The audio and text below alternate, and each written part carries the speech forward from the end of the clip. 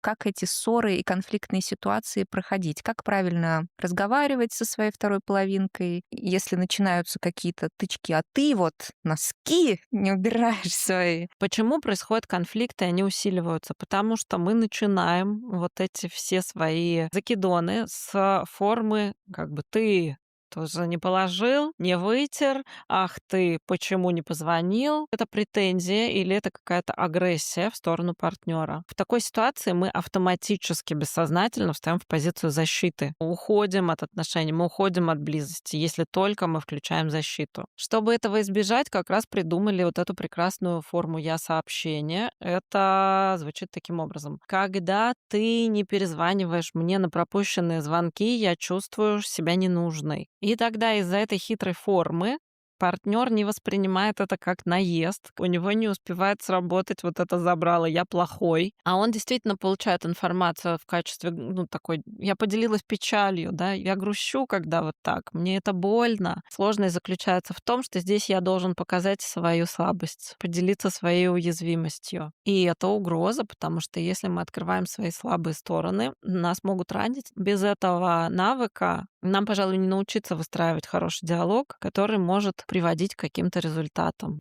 Перешли подруги, если это про нее.